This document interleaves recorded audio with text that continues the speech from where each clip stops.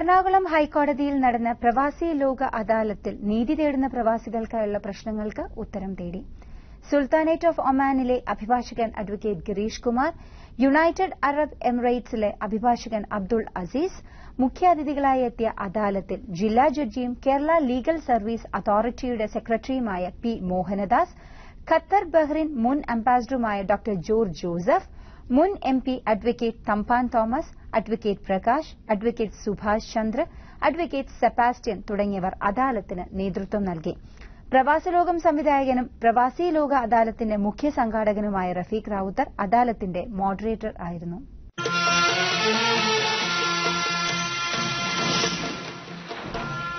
ഭർത്താവ് സുരേന്ദ്രനെതിരെ കണ്ണൂർ സ്വദേശി പ്രേമ നൽകുന്ന പരാതിയാണ് ഇനി. പ്രേമയുടെ ഭർത്താവ് പ്രേമയെ കല്യാണം കഴിച്ചതിനു ശേഷം മറ്റൊരു വിവാഹം കഴിക്കുകയും യുഎഇയിലേക്ക് പോവുകയും ചെയ്തു. ജീവനാംശത്തിനും ചിലവിനുമായി കോടതി വിധിയുണ്ടെങ്കിലും ഭർത്താവ് സുരേന്ദ്രൻ അതിനൊന്നും വഴങ്ങുന്നില്ല എന്നാണ് പ്രേമയുടെ പരാതി. അടുത്ത കേസ് പ്രേമയുടേതാണ്, കാണാം. 1500 rupees നിങ്ങൾക്ക് മന്ത്ലി തരുന്നതിന് വേണ്ടിയിട്ട് കോടതി വിധിയായി. ആ തുകയ്ക്ക് നിങ്ങൾക്ക് എന്ന് 2003 അത് 2000 എൻഹാൻസ് ചെയ്തിട്ടുണ്ട്. അതെ, അതിനുശേഷം പിന്നെ നാട്ടിൽ വന്നിട്ടില്ല. എന്റെ ഫുൾ സർട്ടിഫിക്കറ്റും ഭർത്താവിന്റെ കയ്യിൽ തന്നെയാണുള്ളത്. അപ്പൊ ദുബായിൽ ജോലി ശരിയാക്കാന്ന് പറഞ്ഞിട്ടാണ് സർട്ടിഫിക്കറ്റ് മുഴുവൻ അങ്ങ് കൊണ്ടുപോയത്. അതുകൊണ്ട് ഇവിടെ എനിക്കൊരു ജോലി ചെയ്യാനും പറ്റുന്നില്ല. അയാൾ നാട്ടിൽ വരാത്തത് കൊണ്ട് ഇതിനൊരു ഇതാവുകയും ചെയ്യുന്നില്ല. ക്ലിയർ ആയോ? കൊടുത്തതില് ഭർത്താവ് നിങ്ങളുടെ വിവാഹം നിലനിൽക്കെ തന്നെ മറ്റൊരു വിവാഹം കഴിച്ചു. അത് ഇന്ത്യൻ പീനൽ കോഡ് അനുസരിച്ച് ഒരു ക്രിമിനൽ ഒഫൻസ് ആണ്. പോലീസിന് കംപ്ലൈന്റ് കൊടുക്കാം. കംപ്ലൈന്റ് കൊടുത്ത് പോലീസിന് കേസ് എടുക്കാവുന്നതാണ്. കേസ് രജിസ്റ്റർ ചെയ്ത് കോടതിയിൽ വന്ന വാറന്റ് ആക്കാം. ആ വാറന്റ് ഇന്ത്യൻ കോൺസുലേറ്റ് വഴി അവിടെ നടത്താം. ഇന്ത്യൻ കോൺസുലേറ്റ് അയച്ചു കഴിഞ്ഞാൽ അവിടെ നിന്ന് അങ്ങോട്ട് അയച്ചു കഴിഞ്ഞാൽ അയാൾ അവിടെ നിന്ന് പൊക്കാം. ഒന്ന്. രണ്ടാമത്തെ സെക്കൻഡ് സ്റ്റേജില് ഇപ്പൊ ഈ 1500 രൂപ പാസ്സായി എന്ന് പറഞ്ഞല്ലോ, ഇതിന്റെ അരിയേഴ്സിന് എല്ലാത്തിനും കൂടെ നിങ്ങളൊരു എക്സിക്യൂഷൻ കൊടുത്തു കഴിഞ്ഞാൽ അവിടെ വാറണ്ടാവും. ഇത് മറ്റേ സാധാരണ നമ്മള് സിവിൽ കേസ് കൊടുത്ത് വാങ്ങുന്ന മാതിരിയല്ല. മെയിന്റനൻസ് തന്നില്ലെങ്കിൽ വാറണ്ട് ഇഷ്യൂ, ജയിലിൽ പോണം. അതിനും വാറണ്ടാക്കാം. ആ വാറണ്ടും ഈ കോൺസുലേറ്റ് വഴി അവിടെ നടത്താം അയച്ചു കഴിഞ്ഞാൽ, ഇന്ത്യൻ കോൺസുലേറ്റ് വഴി. അതിനുള്ള തമ്പൻ സാർ പറഞ്ഞ മാതിരി നല്ലൊരു വക്കീലിന് ഇവിടെ കണ്ടെത്തി ചെയ്യണം. അത് ചെയ്തിട്ടില്ല. അതിന്റെ കുറവാണ് ഇപ്പൊ ഇവിടെ കാണുന്നത്. ഫോളോ ചെയ്യുന്നത് ഏൽപ്പിക്കുക. അത് ചെയ്തു കഴിഞ്ഞാൽ നിങ്ങൾക്ക് ഇതൊക്കെ കിട്ടും. തനിയെ വരും, ഈ പണവും വരും, ആളും വരും. പക്ഷേ സർട്ടിഫിക്കറ്റ് മുഴുവനും സർട്ടിഫിക്കറ്റ് ആള് വരുമ്പോ കൊണ്ടുവരും. സർട്ടിഫിക്കറ്റ് ഇപ്പൊ മാത്രം കിട്ടിയിട്ട് കാര്യമൊന്നുമില്ല. ആള് വരട്ടെ, എന്നിട്ട് നമുക്ക് സർട്ടിഫിക്കറ്റ് വാങ്ങാമല്ലോ. പോരെ? അതുപോലെ ആളിവിടെ വരുന്നില്ല, അതുകൊണ്ടാണ് പ്രശ്നം. അപ്പൊ ഈ വഴി നോക്കുക ആദ്യം കേട്ടോ, അല്ലാതെ സർട്ടിഫിക്കറ്റ് മാത്രമായിട്ട് കിട്ടില്ല. സർ, പ്രവാസ ലോകത്തിൽ ഇത്തരം കേസുകൾ നിരവധി വരാറുണ്ട്. കുടുംബ കോടതികളിൽ നിന്ന് ഫോർവേഡ് ചെയ്യുന്ന കേസുകൾ നമുക്ക് വരാറുണ്ട്. കാരണം 1, 2, 3 സിറ്റിംഗില് ഇദ്ദേഹം ഹാജരാവാതെ ലീവ് കൊടുത്തിട്ട് നിൽക്കുന്ന അവസ്ഥ. 2, ഇവിടുന്ന് വാറണ്ട് പോയാൽ സ്വീകരിക്കാൻ അവിടെ ആളില്ലാതെ തിരിച്ചു വരുന്ന അവസ്ഥ.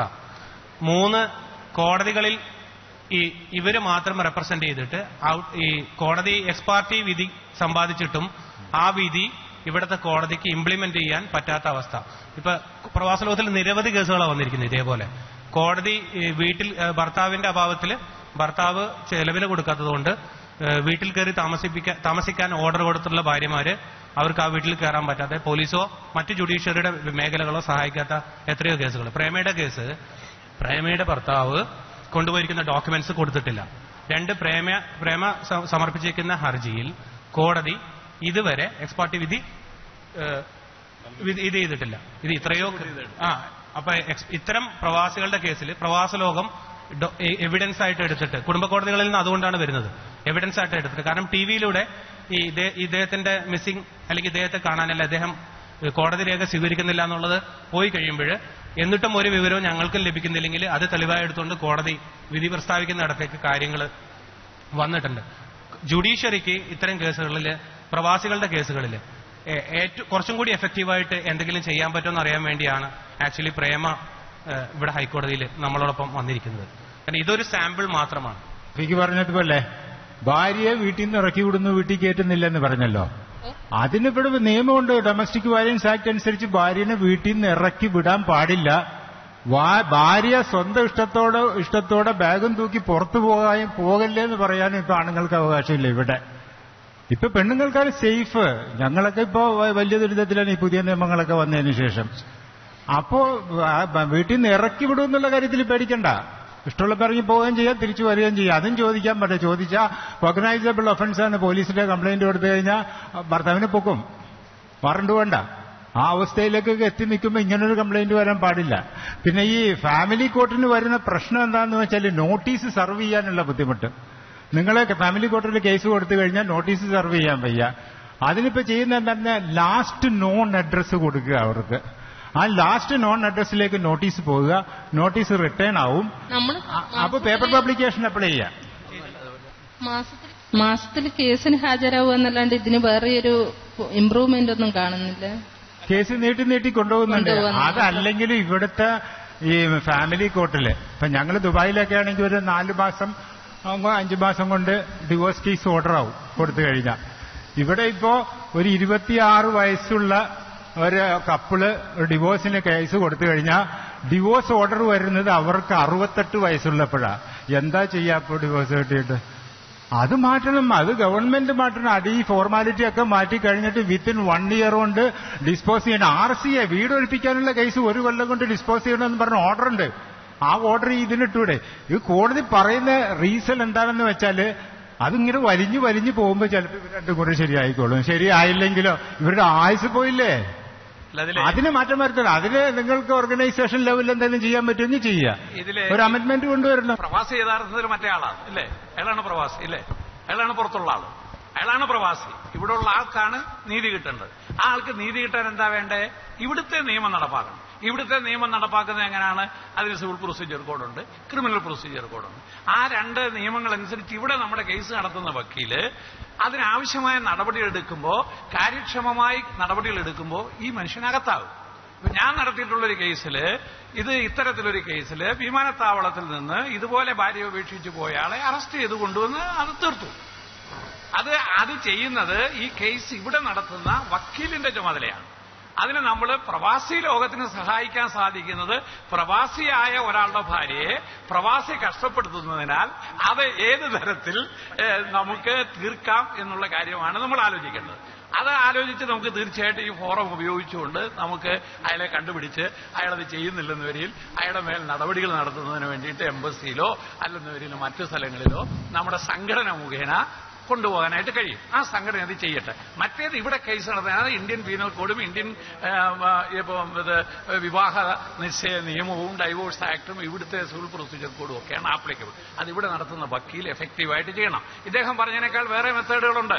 സമൻസ് സെർവ് ചെയ്യുന്നില്ലെന്ന വരിയിൽ ഞാൻ തന്നെ നടത്തിയിട്ടുള്ള കേസിൽ ഗൾഫിൽ പബ്ലിഷ് ചെയ്യുന്ന പത്രത്തിൽ നോട്ടീസ് കൊടുക്കും. അപ്പൊ കക്ഷിക്ക് അത് അഫോർഡ് ചെയ്യാനുള്ള കഴിവുണ്ടാകും. അവിടെയുള്ള പത്രത്തിൽ ഗൾഫ് ടൈംസിൽ ഒരു പരസ്യം കൊടുക്കണമെങ്കിൽ അതിന്റെ പരസ്യത്തിന്റെ കാശ് അവിടെ ആളുകളെ കൊണ്ട് കൊടുപ്പിച്ച് കോർട്ട് നോട്ടീസ് പബ്ലിഷ് ചെയ്തിട്ട് അതിവിടെ ഹാജരാകുമ്പോൾ അയാൾക്ക് നോട്ടീസ് കിട്ടിയതായിട്ട് പറയും. അയാളുടെ പേരിൽ സ്വത്തുണ്ടെന്നവരിൽ ആ സ്വത്തുകൾ തേടി പിടിച്ചിട്ട് ആ സ്വത്തുകളുടെ വിവരം കൊടുക്കുമ്പോൾ ആ സ്വത്ത് കോടതി അറ്റാച്ച് ചെയ്യും.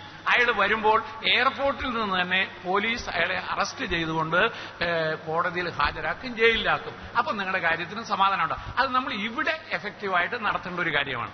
ഇന്ന് ഇവിടെ കൂടുന്ന ഈ ബോഡികളിൽ നിങ്ങളെ കാര്യമായി സഹായിക്കാൻ സാധിക്കുന്നത് കെൽസ എന്ന് പറയുന്ന സംഘടന ഇതുമായിട്ട് ബന്ധപ്പെടുന്നതുകൊണ്ട് അവരുടെ പ്രഖ്യാപനം തന്നെ നിയമപരമായ ഉപദേശങ്ങൾ നൽകുക, നിയമപരമായ കാര്യങ്ങൾക്ക് വേണ്ടി ആളുകളെ സഹായിക്കുക, അത് മറ്റൊരു പ്രതിഫലം കൂടാതെ ചെയ്യുക എന്നുള്ള നിലയിലാകുമ്പോൾ അത് ചെയ്യുന്നതിന് വേണ്ടി സഹായിക്കും. പ്രേമയുടെ അമ്മാവനും ചോദിക്കുന്നത് അതാണ്. ഈ ചോദ്യം എന്നോട് പലപ്പോഴും പലരും ചോദിക്കാറുണ്ട്. അദ്ദേഹത്തെ തിരിച്ചു നാട്ടിലേക്ക് കയറ്റിവിടാൻ എംബസിക്ക് പവറുണ്ടോ? എംബസിക്ക് അതിലെന്തെങ്കിലും ചെയ്യാൻ സാധിക്കും? നിരവധി ഇതേപോലത്തെ ക്വസ്റ്റ്യൻസ് കുറെ പേര് റേസ് ചെയ്യാറുണ്ട്. എന്തെങ്കിലും വാറണ്ട് കമ്മിറ്റ് ചെയ്യാത്തത്? എംബസി എന്തിനാണ് അവിടെ ഇരിക്കുന്നത്? എംബസിക്ക് ഈ ക്രൈം ഇയാൾ ഇവിടെ കോടതി പ്രൂവൺ ക്രൈം ചെയ്ത ആള് എങ്ങനെ സ്വതന്ത്രമായി അവിടെ വരും? നിങ്ങൾ ഒരാളെ നാട്ടിൽ കൊണ്ടുവരുന്നൊരു കോർട്ട് വാറണ്ട് എംബസിയിലേക്ക് അയച്ചു കൊടുക്കുകയാണെങ്കിൽ തീർച്ചയായിട്ടും ആ ആളെ നാട്ടിൽ കൊണ്ടുവരാൻ പറ്റും. കാരണം ഞാൻ പറയുന്നത് ആദ്യം ആ പണം ഈടാക്കാൻ നോക്ക്, അത് കഴിഞ്ഞിട്ട് ആളെ വരുത്തി ഗുഡ് ബിഹേവിയറിന് എന്നാ വേണ്ടതെങ്കിൽ കോടതി ചെയ്തോട്ടെ എന്നാണ് എന്റെ അഭിപ്രായം. ഈ തരത്തിലുള്ള വാറണ്ടുകൾ ഇന്ത്യൻ എംബസിയിലേക്ക് എത്തിക്കുകയാണെങ്കിൽ ഇന്ത്യൻ എംബസിക്ക് ഈ പ്രസ്തുത ആ വ്യക്തി പാസ്പോർട്ട് റിന്യൂവലിനോ അല്ലെങ്കിൽ അതുപോലെ പാസ്പോർട്ടുമായി ബന്ധപ്പെട്ട എന്തെങ്കിലും സർവീസിനോ വരുന്ന സമയത്ത് അയാളുടെ പാസ്പോർട്ട് ഹോൾഡ് ചെയ്യാനും സീസ് ചെയ്യാനുള്ള അധികാരം ഇന്ത്യൻ എംബസിക്കുണ്ട്. അങ്ങനെ തന്നെ സീസ് ചെയ്തുകൊണ്ട് അയാൾ ഔട്ട് പാസ് കൊടുത്ത് നാട്ടിലേക്ക് വിടാവുന്നതാണ്. ആ ഒരു തരത്തിൽ അയാളെ നാട്ടിലേക്ക് എത്തിക്കാൻ പറ്റും എന്നുള്ളത് ഞാൻ മനസ്സിലാക്കുന്നത്. ഇന്ത്യൻ എംബസിക്ക് അത് റോളുണ്ട്. അത് കൃത്യമായി ഇന്ത്യൻ എംബസി ചെയ്യും എന്നുള്ളതാണ് എന്റെ വിശ്വാസം. പ്രവാസി ലോക അദാലത്തിൽ ഉന്നയിക്കപ്പെട്ട നീതി തേടിയുള്ള പ്രശ്നങ്ങൾ പ്രവാസ ലോകത്തിന്റെ തുടർന്നുള്ള ഭാഗങ്ങളിൽ നമുക്ക് കാണാവുന്നതാണ്.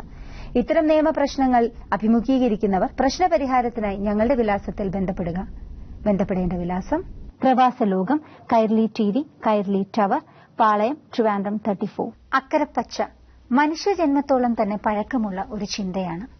ഒരു ചിന്ത കൊണ്ട് എടുത്തു ചാടിയാൽ ആരും തന്നെ രക്ഷപ്പെടുകയില്ല. അതുകൊണ്ട് തന്നെ ആത്മാർത്ഥതയോടുകൂടി എന്ത് ജോലിയും ചെയ്താൽ അതിനുള്ള ഫലം തീർച്ചയായും കിട്ടും എന്ന ഓർമ്മപ്പെടുത്തലോടെ ഈ ആഴ്ചയിലെ പ്രവാസ ലോകം ഇവിടെ പൂർണ്ണമാകുന്നു. അടുത്ത ആഴ്ച നമുക്ക് വീണ്ടും കാണാം. നന്ദി, നമസ്കാരം.